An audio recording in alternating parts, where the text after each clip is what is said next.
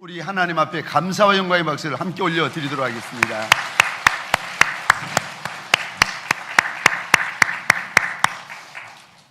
복된 주일 아침, 하나님의 말씀 앞으로 달려나온 모든 성도님들 위해 우리 하나님이 친히 예비하신 은혜, 친히 준비하신 역사가 가득하시기를 주의 이름으로 축원합니다. 말씀을 나누기 전에 먼저 교회 앞에 한 가지의 광고를 먼저 드리도록 하겠습니다. 어제 결혼한 따끈따끈한 신랑, 따끈따끈한 신부, 잠시 후면 제주도로 신혼여행 가야 될 커플, 우리 이은식 군 전인화양, 우리 잠깐 일어서 주시겠어요? 이거 신혼여행 가기 전에 예배 드리고 가겠다고 참석하셨네요. 감사합니다.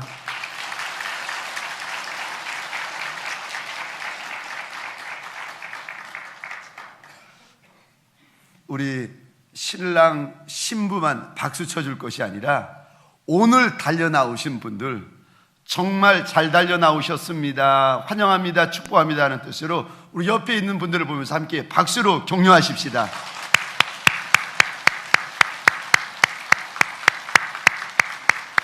그리고 이렇게 한번 말씀해 주시겠어요? 정말 잘 나오셨습니다. 자, 이번에는 조금 어색하시더라도 죄송합니다. 허리도 돌리고 고개도 돌려가면서 동성끼리는 손도 잡아가면서 이렇게 한번 축복해 주십시오. 말씀에 큰 은혜 받으세요. 저를 한 번 더 따라해 주시겠습니까? 이렇게 말씀을 사모하라. 이렇게 말씀을 사모하라. 이렇게 말씀을 사모하라 라는 제목으로 하나님이 주시는 은혜와 말씀을 함께 나누기를 원합니다. 여러분들이 아시는 것처럼 여기 서 있는 이 목사, 귀신 잡는 해병대 나왔습니다. 제가 청년이었는데 착하디 착한 순진하기 이럴 데 없는 청년인데 귀신 잡는 해병대 아저씨가 되기 위해서 얼마나 혹독한 훈련을 받았는지. 어느 날 저희 집에 입영 영장이 날라왔는데 이거 들고 저쪽 남해안 바다 끝에 보면은 진해라는 도시가 있습니다. 진해에서 해병대 기초 훈련을 받는데 빨간 명찰 빨간 모자를 쓴 그 조교, 교관 되시는 분들이 훈련병들을 얼마나 엄하고 얼마나 세게 다루는지 모릅니다. 낮에도 그렇지만 밤에도 마음 편하게, 몸 편하게 한번 자본 적이 없는 거예요. 얼마나 괴롭히고 훈련을 시키는지. 하루 종일 훈련받고 아침 내내 훈련받고 그러다가 이제 그렇게 기다리던 점심시간입니다. 휴식 겸 점심을 먹으러 군인 식당으로 들어가는데 식당에 들어가지고 의자에 앉자마자 빨간 모자 쓴 교관이 이렇게 외칩니다. 식사 시작. 그러면은요 얼마나 그 청년들이 배고팠겠습니까? 수저를 딱 잡는 순간 빨간 모자 쓴 교관이 또 이렇게 외칩니다. 식사 끝. 세상에, 아니 지금 막 잡았는데 식사 끝이라는 거예요. 이야, 1분도 안 주고 식사 끝이라는 겁니다. 얼마나 억울하고 분하든지. 제가 지금도 기억나는 한 해병대 훈련병이 생각이 납니다. 식사 끝 외치니까 식판을 들고 이제 가야 되는데 이 해병대 훈련병은 그러지 않고 오른손에 밥 한 줌, 왼손에 김치 한 줌을 쥐고는 호주머니에 놓고 쏜살같이 달려가는 거예요. 근데 식당에서부터 운동장까지 달려가는 것이 한 몇 초 걸리잖아요. 그 몇 초 동안 한 손에 있는 밥을 집어넣고 한 손에 있는 김치를 집어넣는데 얼마나 행복해하는지. 그 모습을 바라보고 있는 저는 얼마나 부럽던지, 저런 방법이 있었구나, 저런 방법이 있었구나. 예, 안 먹으면 죽습니다. 안 먹으면 죽어요. 먹어야 삽니다. 그런데 밥만 그런 것이 아니라 하나님의 말씀도 그런 줄 믿으시기 바랍니다. 밥도 좋고 떡도 좋지만 우리에게 하나님의 말씀, 우리 인생, 우리 영혼에게 더 중요하고 더 급한 것이 무엇인가? 하나님의 말씀이요. 그래서 아모스서 8장 11절입니다. 우리 같이 읽겠습니다. 시작. 주 여호와의 말씀이니라. 보라, 날이 이를지라. 내가 기근을 땅에 보내리니 양식이 없어 주림이 아니며 물이 없어 가람이 아니요 여호와의 말씀을 듣지 못한 기갈이라. 아멘. 분명히 떡도 있고 물도 있는데 그 인생이 배고파하고 목말라 하는 거예요. 왜요? 떡이 있으면 됐고 음료 있으면 되는데 왜 배고파하고 목말라 합니까? 말씀이 없기 때문이라. 말씀이 없기 때문이라. 떡도 좋지만 떡보다도 더 급한 거, 떡보다도 더 필요한 것이 인생들에게 말씀이다. 말씀이다. 하나님이 일러주십니다. 우리 주님이 마태복음 4장 4절에 이렇게 말씀하십니다. 우리 화면을 보면서 같이 읽겠습니다. 시작. 예수께서 대답하여 이르시되 기록되었으되 사람이 떡으로만 살 것이 아니요 하나님의 입으로부터 나오는 모든 말씀으로 살 것이라. 아멘. 아멘. 떡으로만 사는 줄 알았더니 우리 주님께서 오시더니 아니라는 거예요. 아니라는 거예요. 떡도 필요하지만 정말 필요한 거, 사람답게 살게 만드는 것이 무엇인가 하면은 하나님의 말씀이라는 것입니다. 사랑하는 성도님들에게 소원합니다. 떡의 은혜만이 아니라 말씀의 은혜가 있으시기를 주의 이름으로 축원합니다. 떡의 역사만 있는 인생이 아니라 말씀의 역사가 있는 복 있는 인생이 되시기를 주의 이름으로 축원합니다. 지난 시간에 시편 19편 오늘 본문의 말씀을 나누었습니다. 그 부분을 잠깐 다시 한번 이야기하자면 9절부터 19편 7절, 8절, 9절에 보면은 하나님의 말씀에는 하나님의 권세가 있다. 하나님께서 하나하나 예를 들어서 일러주십니다. 여호와의 율법은 완전하여 영혼을 소성케 하고 여호와의 진거는 확실하여 우둔한 자로 지혜롭게 만든다. 그 마음이 무너지고 그 인생이 무너진이라 할지라도 하나님의 말씀이 들어가면 영혼이 힘을 내기 시작한다는 거예요. 어리석고 둔하고 미련한 인생으로 손가락질 당할지라도 그 인생 가운데 하나님의 말씀이 들어가면 지혜의 문이 열리고 명철의 샘이 열린다는 겁니다. 마음에 염려와 근심과 슬픔이 가득해서 살 맛이 없는 인생, 살 낙이 없는 인생이라 할지라도 하나님의 말씀이 들어가면 그 인생 가운데 기쁨이 샘솟듯 솟아난다는 거예요.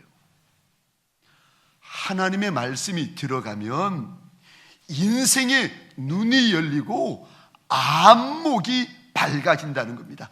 까막눈이 밝은 눈을 가지게 된다고 하나님이 일러주세요. 하나님의 말씀이 우리 안에 들어오면 우상 섬기고 귀신 섬기던 사람들이 하나님을 섬겨야 되겠구나 깨달아가지고 영원토록 하나님만 섬기게 된다는 겁니다. 말씀의 권세요. 그러므로 이 말씀은 모든 인생에게 진실하고 의로운 것이다. 하나님이 일러주십니다. 이 말씀을 송이꿀보다 더 달게 여기고 이 말씀을 순금보다도 더 귀히 여기라고 하나님께서 당부하십니다. 그러면 또 주의 종이 이것을 통하여 경고를 받고 이것을 지킴으로 상이 크니이다. 하나님의 말씀을 내가 사모하고 가까이 하고 싶은데 어떻게 하는 것이 가까이 하는 것입니까? 첫째, 하나님의 말씀을 가까이 하시려면 말씀을 열고 읽으셔야 됩니다. 우리 계시록 1장 3절 화면을 보시고 같이 읽겠습니다. 시작. 이 예언의 말씀을 읽는 자와 듣는 자와 그 가운데 기록한 것을 지키는 자는 복이 있나니 때가 가까움이라. 아멘. 복 있는 인생 가운데 첫 번째 인생이 누구인가? 말씀을 열고 읽는 자가 복되다, 복되다. 하나님이 일러주십니다. 하나님의 말씀은 부지런히 읽으셔야 되고 하나님의 말씀은 늘 읽으셔야 되는 줄 믿으시기 바랍니다. 말씀을 읽으면 말씀이 우리 마음, 인생 가운데 하나하나 차곡차곡 벽돌처럼 쌓여갑니다.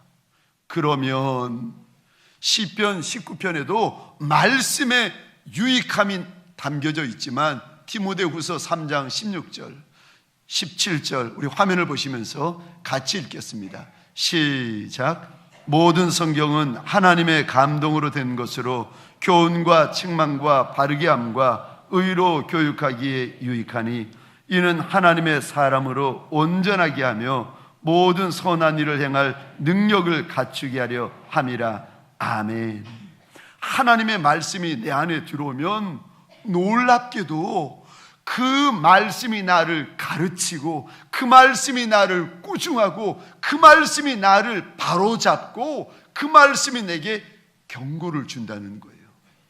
그래서 저와 여러분의 인생을 온전하게 만들 뿐만이 아니라 선한 일, 거룩한 일을 능히 감당할 능력을 갖춘 인생을 만들어 가신다는 겁니다. 사실 저와 여러분들은 연속극이나 드라마를 보면은요, 1시간이 뚝딱이에요. 뭐 연속이나 드라마 2편 봤다 2시간, 3시간 언제 갔는지 모르게 금방 지나갑니다. 그런데 성경을 열면 1시간이 왜 그리 안 가는지 시계가 고장났나 흔들어 보고 때려 보고 그래도 시간이 안 가는 거예요.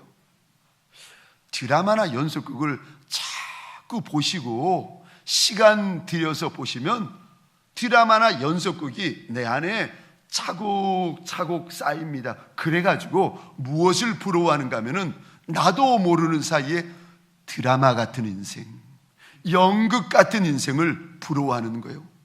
연속극에 나오는 그 남자가 그립고 드라마에 나오는 그 여자가 보고 싶은 거예요. 자꾸 연속극 드라마를 보게 되면은 그것이 내 마음에 쌓여져 가지고 연속극 같은 인생, 드라마 같은 인생을 탐하게 됩니다. 헛된 거라는 거 알면서도 자꾸 보게 되면 자꾸 쌓이는 거예요.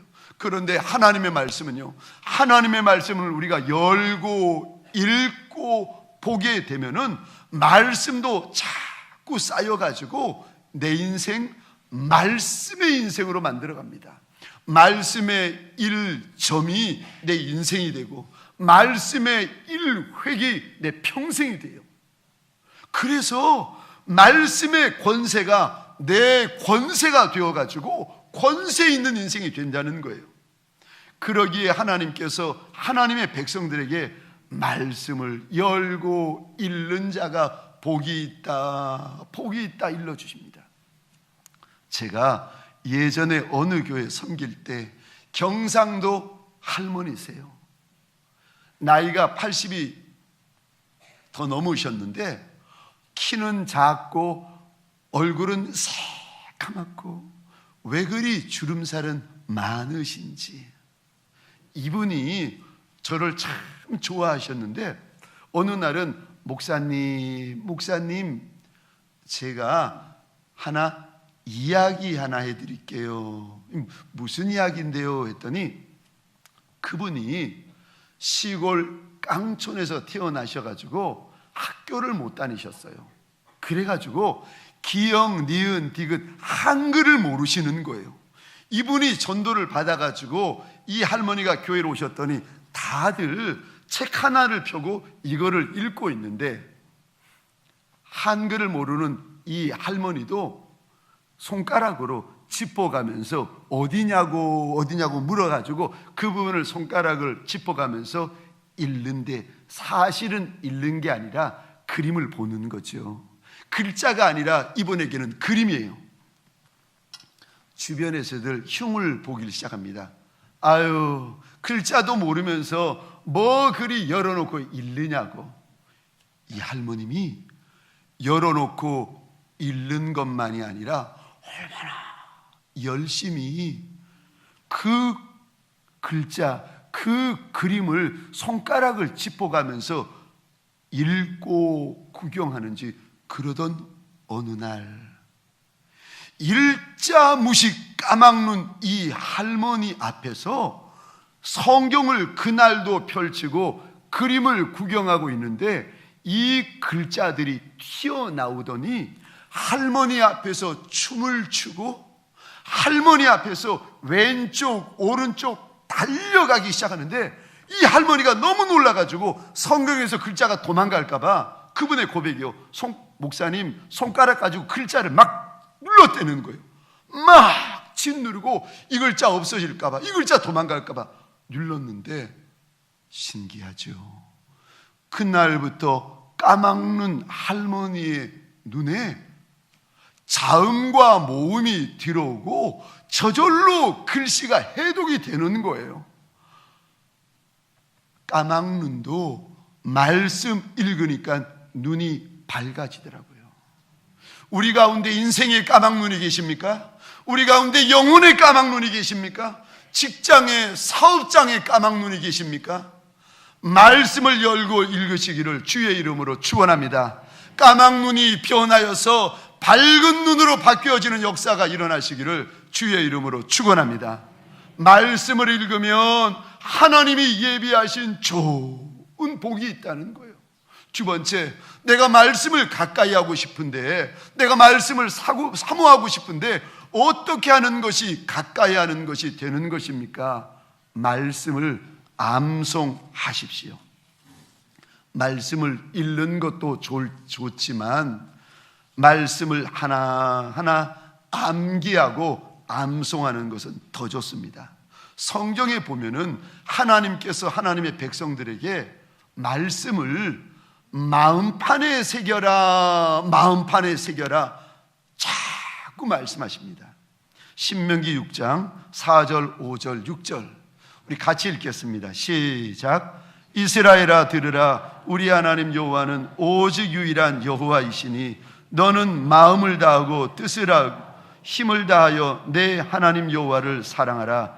오늘 내가 내게 명하는 이 말씀을 너는 마음에 새기고. 아멘. 머리에 넣으라 하나님이 말씀하지 아니하시고 마음에 새겨라, 마음에 새겨라 일러주십니다.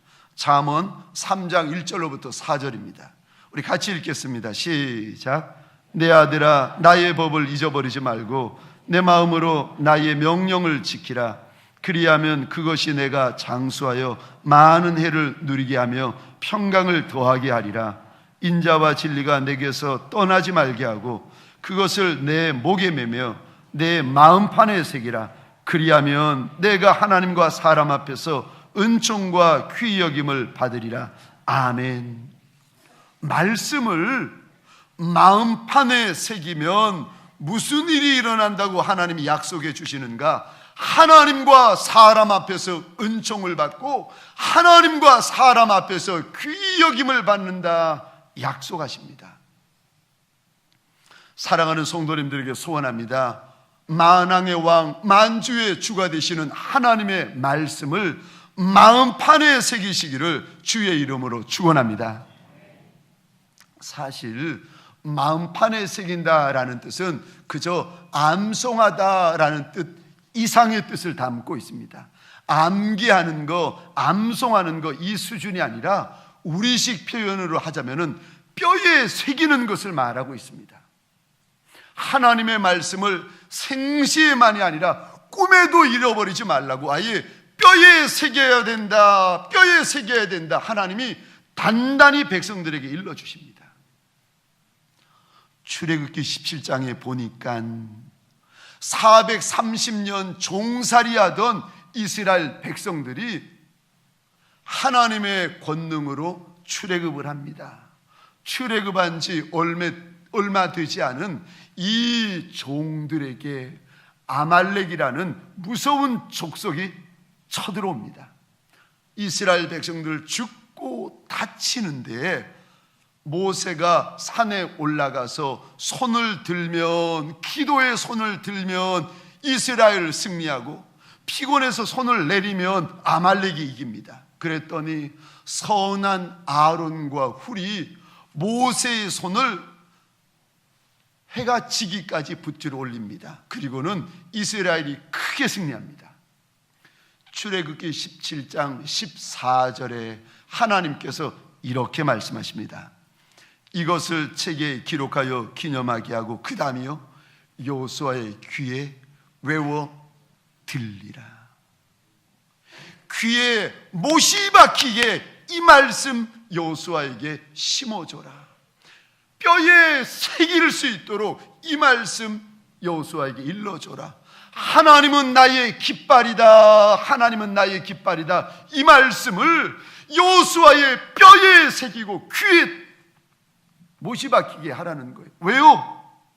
이 전쟁에 이긴 것도 크고 귀한 일이지만 앞으로 젖과 꿀이 흐를 땅을 여호수아가 차지하게 될 터인데, 그러려면 더 많은 전쟁, 더 큰 전쟁이 있다는 거예요. 그거 감당하려면, 그거 이겨내려면 무서워하면 안 된다는 거예요. 그러므로 모세야 모세야, 여호와는 나의 깃발, 여호와는 나의 승리라는 이 사건을 여호수아의 귀에 외워 들려야 한다. 하나님이 일러주고 계십니다. 사랑하는 성도님들에게 소원합니다. 하나님의 말씀을 읽을 뿐만이 아니라 아예 마음판에 새기시는 저와 여러분 되시기를 주의 이름으로 축원합니다. 할렐루야, 할렐루야. 정말 하나님의 말씀 마음판에 새기기를 원하십니까? 아멘. 할렐루야. 이왕에 아멘 하셨으니 오늘 시편 19편 7절부터 11절 외우십시다. 힘들겠지만 다음 주일날 숙제검사 있습니다. 단단히 마음 준비하시고 오셔야 됩니다. 7절부터 11절까지 종이에 적으시고는요, 주방, 화장실, 거실 곳곳에 붙여두십시오. 일주일이 안 되면 한 달이라도 내가 하나님의 말씀을 마음판에 새기리라 작정을 하시고는요, 말씀을 암송하십시다.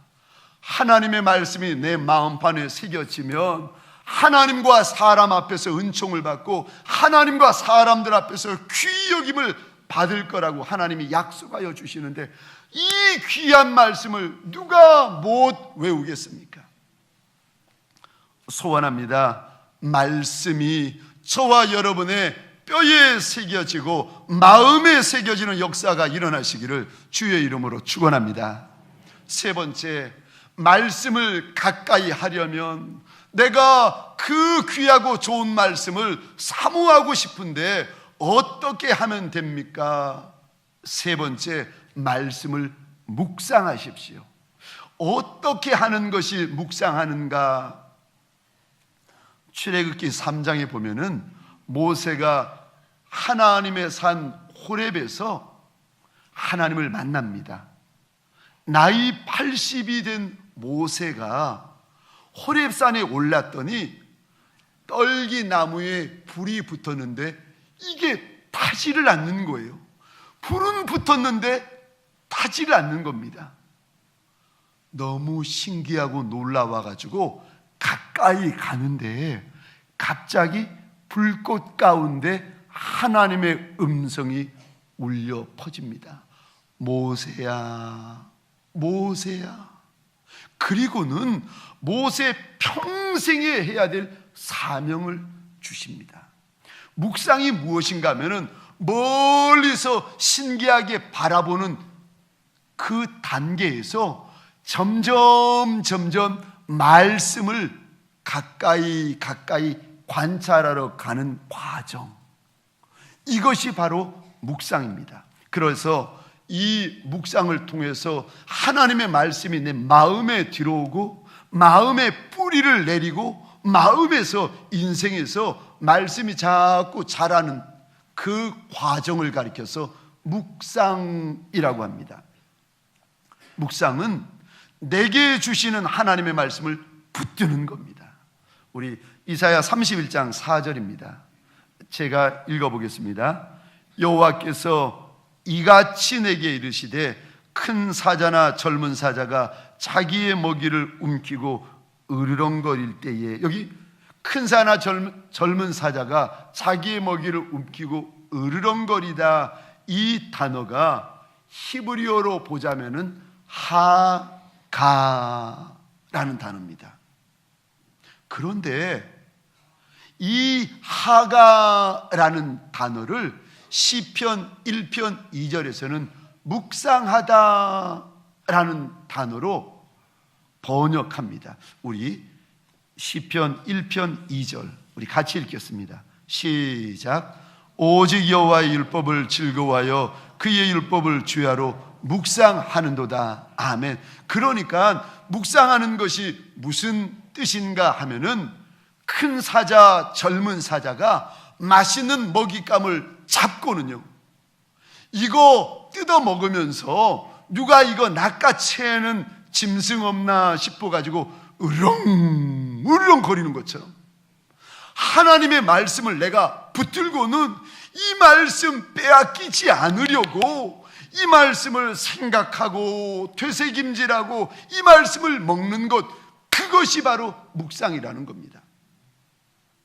묵상에는 하나님이 약속하신 놀라운 역사와 복이 있습니다. 하나님의 말씀을 내가 붙들고 하나님의 말씀을 자꾸 내가 되새김질하고 하나님의 말씀을 자꾸 내가 생각하는 것이 얼마나 복이 있는가. 여호수아 1장 8절 같이 읽겠습니다. 시작. 이 율법책을 내 입에서 떠나지 말게 하며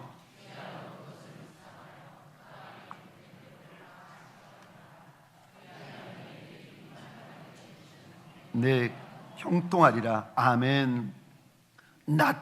낮이든 밤이든 하나님의 말씀을 마치 사자처럼 움켜잡고 맛있게 뜯어먹는 것처럼 하나님의 말씀을 그리 생각하고 되새김질하면은 하나님께서 약속하시는 형통이 있다는 겁니다.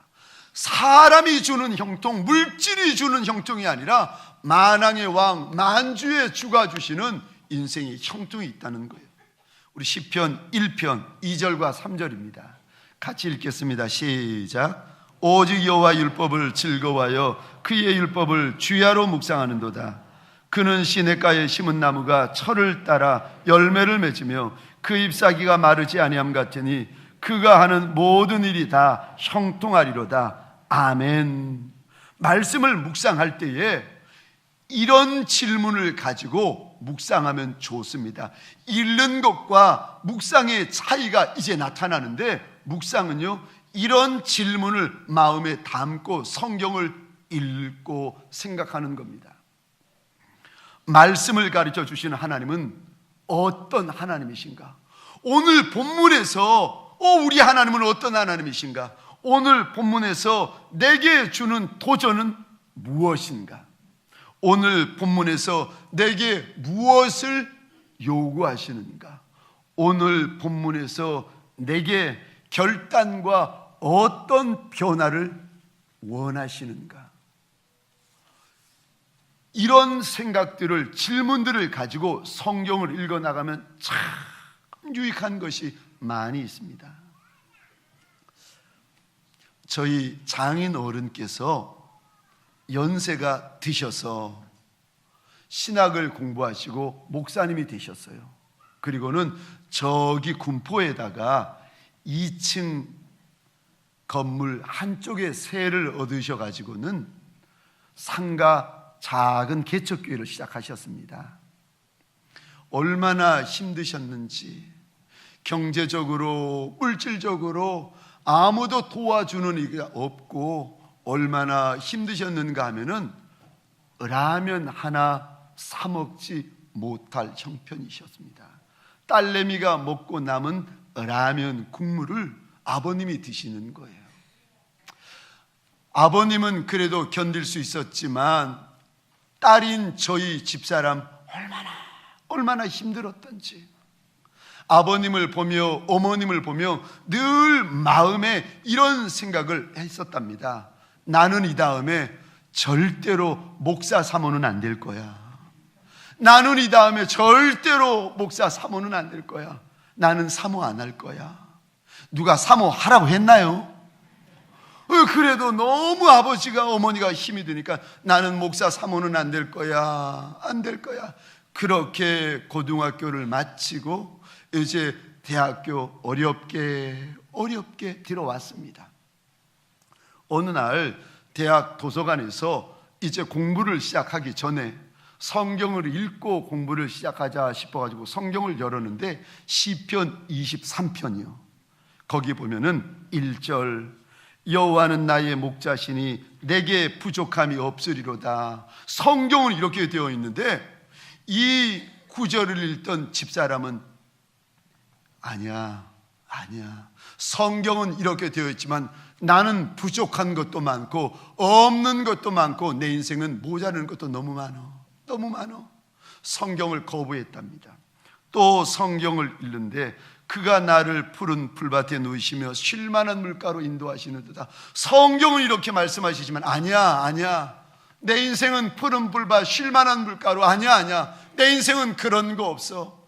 사망의 음침한 골짜기를 지날지라도 해를 두려워하지 않을 것은 주께서 나와 함께. 아니야. 내 인생은 무서워할 것도 많고 두려워할 것도 너무 많어. 아니야. 내 인생은 이러지 않아.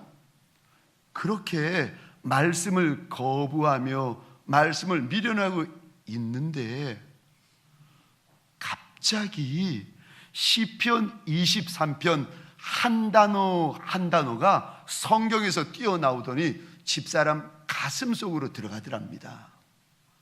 그러더니 이 한 단어가 집사람의 눈앞에서 가슴에서 이게 그림이 펼쳐지는데 푸른 풀밭이라는 단어가 마음으로 들어오더니 눈앞에 푸른 풀밭이 펼쳐지는 거예요. 쉴만한 물가라는 단어가 집사람의 가슴 속으로 들어오더니 눈앞에서 쉴만한 물가가 펼쳐지는 거예요.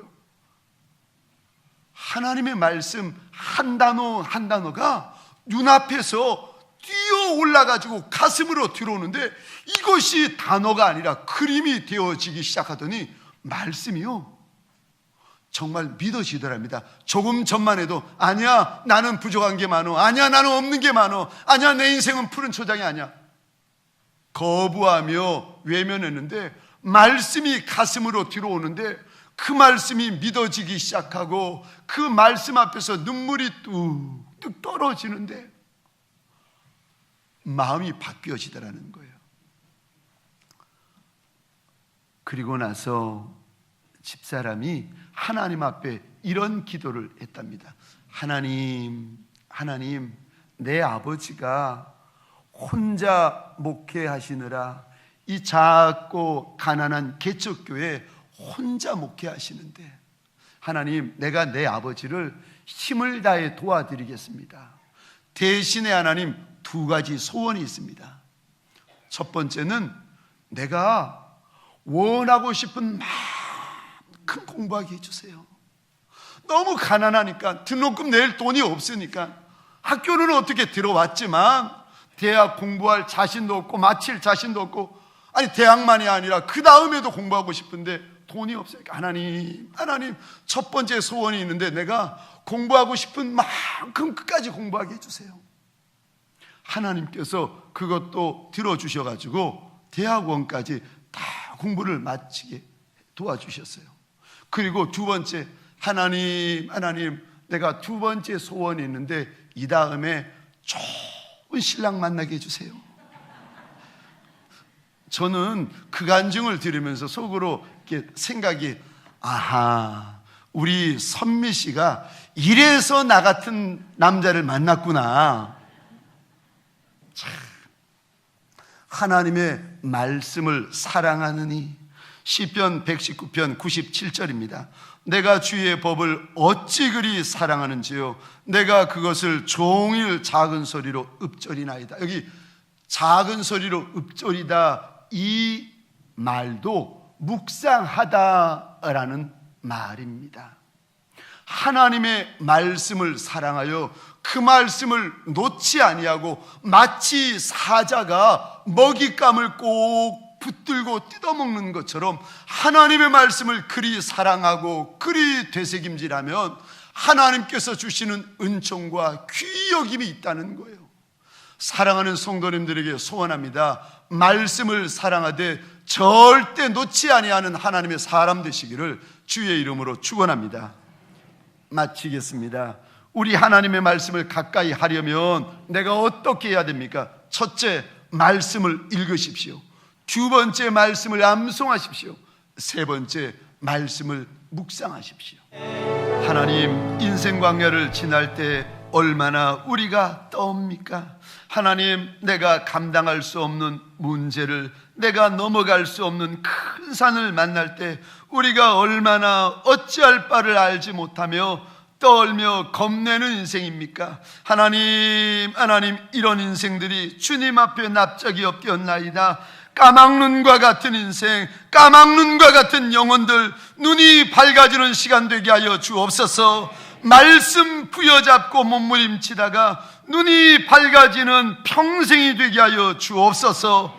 말씀 부여잡고 읽다가 주님이 손에 쥐어주시는 말씀 의지하여 깊은 곳에 그물을 내리는 소문난 일꾼들이 되게 하여 주옵소서. 주여, 주여, 쓰임 받을 만한 인생이 누가 있으리까? 하나님, 원하고 소원합니다. 우리 가운데 은총 받을 만한 인생이, 은총 입을 인생이 누가 있으리까? 그러나 말씀 붙들고 말씀 묵상하면 하나님과 사람 앞에서 은총과 귀히 여김을 받는다 약속하셨사오니 말씀의 인생들이 되게 하여 주옵소서. 말씀이 역사하는 인생 되게 하여 주옵소서.